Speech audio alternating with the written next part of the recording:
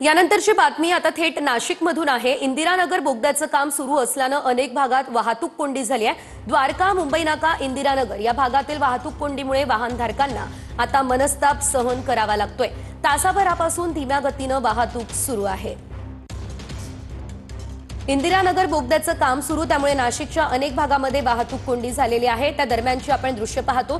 खरं तर इंदिरानगर या ठिकाणी वाहतूक कोंडीची मोठी समस्या निर्माण झाली आहे। सध्याची दृश्य आपण मुंबई नाका परिसरातली पाहतोय। त्या ठिकाणी सुद्धा वाहतूक कोंडीची समस्या भेडसावते आहे। लासलगाव बाजार समितीमध्ये कांद्याच्या दरात घसरण झाली आहे। कांद्याचा सरासरी बाजारभाव 1000 रुपयांच्या जवळपास पोहोचलाय। येवला बाजार समितीमध्ये कांद्याला 800 ते 900 रुपयांचा दर मिळतोय। येवला बाजार समितीमध्ये कांद्याला 800 ते 900 रुपयांचा दर मिळतोय। लासलगाव बाजार समितीमध्ये कांद्याच्या दरात मात्र आता मोठी घसरण झालेली आहे। लातूरच्या औसा नगरपालिकेसाठी अजितदादांची प्रचार सभा आहे। औसामधील दादांच्या प्रचार सभेत गोंधळ घालण्याचा मात्र छावा संघटनेनं इशारा दिला। खबरदारी म्हणून अजितदादांच्या सभास्थळी पोलीस बंदोबस्त तैनात करण्यात आलेला आहे। औसा नगरपालिकेत राष्ट्रवादी विरुद्ध भाजप अशी लढत आपल्याला पाहायला मिळते।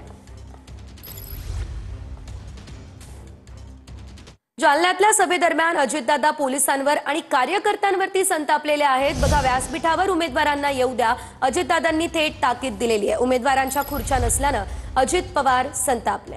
उमेदवारांच्या खुर्च्या व्यासपीठासमोर लावण्यास अजित पवार यांनी सांगितलंय। अरे इथं बस नाही बाळा,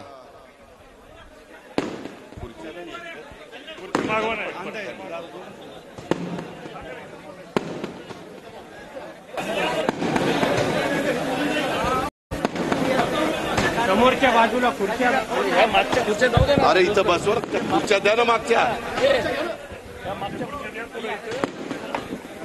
मी सांगतोय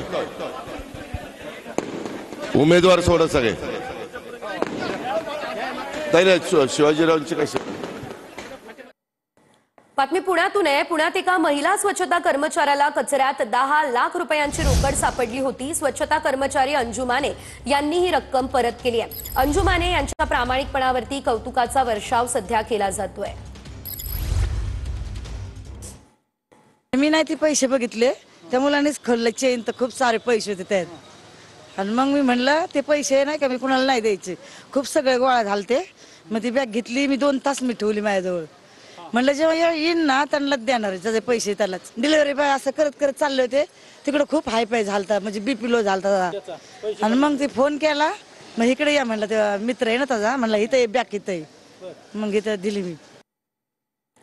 अमरावती महानगरपालिकेच्या फायर ब्रिगेड कर्मचाऱ्यानं आत्महत्या केली आहे। वरिष्ठांच्या त्रासाला कंटाळून आत्महत्या केल्याचा आरोप आहे। राजेश मोहन असं आत्महत्या करणाऱ्या कर्मचाऱ्याचं नाव आहे। अग्निशामक दलाच्या 2 जणांचं निलंबन झालंय। पालिका आयुक्तांनी हे आदेश दिले। अधिकाऱ्यांवर अॅट्रॉसिटी अंतर्गत गुन्हे दाखल करून अटक करण्याची मागणीही करण्यात आली।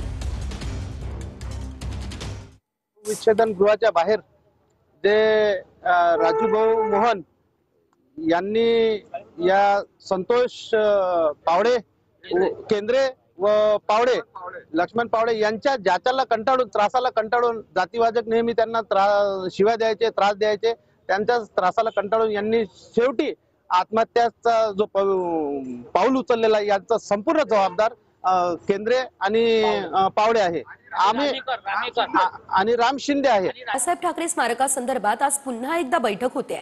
ठाकरेंनी काल सुद्धा स्मारकाची पाहणी करून बैठक घेतलेली होती। स्मारकाच्या कामाचा पहिला टप्पा हा पूर्ण झालेला आहे। पहिल्या टप्प्याच्या कामासाठी 250 कोटींचा खर्च सुद्धा करण्यात आलेला आहे आणि आज पुन्हा एकदा या संदर्भात बैठक होते।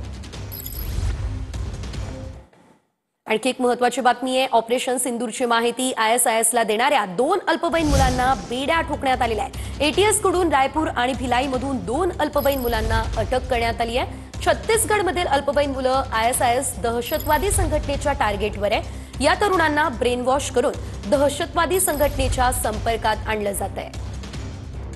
तर दिल्लीमधल्या 2 अल्पवयीन मुलांनी ऑपरेशन सिंदूर संदर्भात माहिती दिली। ATS कडून रायपूर आणि भिलाईमधून 2 अल्पवयीन मुलांना अटक झाली।